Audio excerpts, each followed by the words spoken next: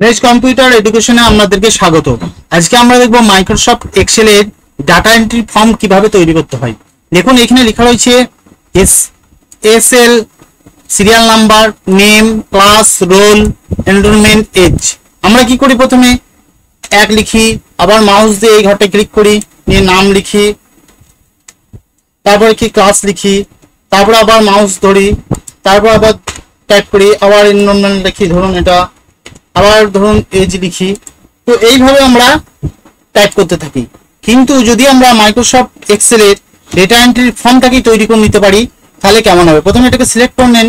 Select করার পর দেখুন এখানে ফর্ম বলে অপশন আছে হোমের ভিতরে, এখানে ক্লিক করলাম, ওকে করে দিলাম। দেখুন ফর্মটা চলে এসেছে। এখানে যদি লিখি এক, ট্যাব দিলাম, নেম দিলাম, তারপর ক্লাসে ট্যাব দিলাম, তারপর ট্যাব দিলাম, তারপর ট্যাব দিলাম, তারপর ট্যাব দিলাম।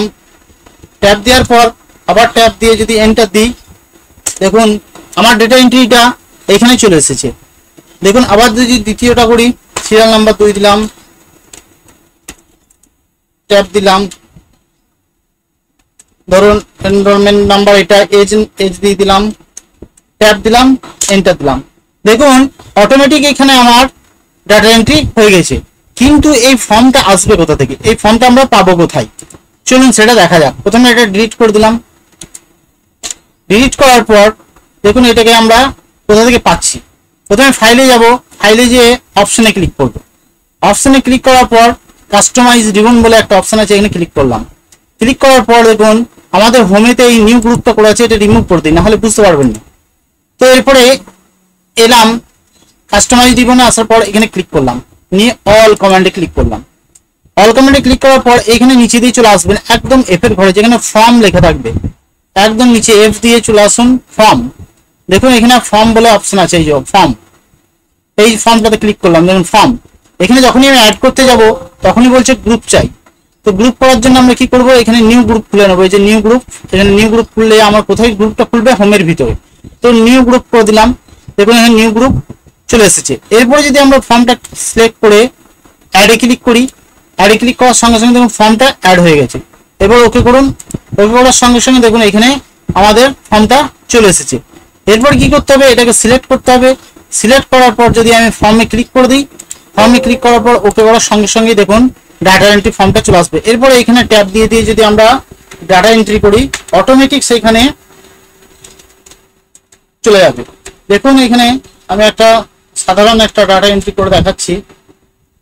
ট্যাব দিলাম, ট্যাব দিয়ে এন্টার দেওয়ার সঙ্গে সঙ্গে দেখুন এই ডেটাটা যেখানে লিখেছিলাম সেই ডেটাটা এখানে চলে এসেছে, আমার পুরো ঘরে ঠিক ঠিক জায়গায় পজিশনে চলে এসেছে। এইভাবে আমরা ডাটা এন্ট্রি ফর্মের মাধ্যমে আমরা ডাটা এন্ট্রি করতে পারি। তার জন্য আমাদের কি করতে হবে, ফাইলে গিয়ে অপশনে গিয়ে কাস্টমাইজ অপশন মানে কাস্টমাইজ রিবনে গিয়ে আমাদেরকে কি করতে হবে, আমাদেরকে ফর্মটাকে করে নিতে হবে। দেখুন ফর্মটা এর মধ্যে উড়ে চলে গেছে। এরপরে যদি আমরা এখানে ফর্মটা নিতে পারি, কি করে নেবো, ফাইলে যে আমাদেরকে অপশন, এই ফাইলে গিয়ে অপশনে ক্লিক করে আনতে হবে। অপশনে ক্লিক করার পর কাস্টমাইজ রিবন পর এখানে ক্লিক করুন, অল কমান্ডে ক্লিক করুন, নিচে দিয়ে নামুন। এবং ফর্ম বলে অপশন আছে, সেই ফর্মটাকে সিলেক্ট করতে হবে। নিচে দিয়ে নামলেই ফর্ম, এখানে ফর্ম বলে অপশন আছে, যে ফর্ম। তার আগে এখানে কি করতে হবে, আমাদেরকে এটা গ্রুপ করে নিতে হবে, নিউ গ্রুপ। ওই যে হোমের ভিতরে সিলেক্ট করা হয়েছে, নিউ গ্রুপ করে নিলাম, এই হোমের ভিতরে চলে এলো। এরপর ফর্ম গেলাম, অ্যাড করলাম, এবারে ওকে করে দিলাম। ওকে করলেই দেখুন ফর্মটা এখানে চলে আসবে। এখানে ফর্মটা আমাদের চলে এসেছে। এরপরে যদি আমরা কোনো ওই ফর্মটাকেই যদি আমরা শর্টকাট কি এর মাধ্যমে আনতে চাই তাহলে কি করব, প্রথমে আমরা ওটাকে রিমুভ করে দিই। রিমুভ করে দিয়ে দেখি আমরা শর্টকাট কি কিভাবে এই ফর্মটাকে আনতে পারি। কি করে আনবো, শর্টকাট কি এর মাধ্যমে। তার জন্য আমাদেরকে কি করতে হবে, তার জন্য আমাদেরকে প্রথমেই ওটাকে সরিয়ে দেওয়ার পর আমাদের অল্ট ডি প্লাস ও টিপলে, অল্ট কিবোর্ডের অল্ট ডি আর ও দাবালেই আমাদের অপশনটা চলে আসবে, অল্ট ডি ও দাবালেই আমাদের শর্টকাট কিটা চলে আসবে। অল্ট আর ডি সিলেক্ট করতে হবে, এটাকে প্রথমে এটা সিলেক্ট করে নেবেন। সিলেক্ট করার পর অল্ট ডি ও দাবান, দেখুন আমাদের ফর্মটা চলে এসেছে।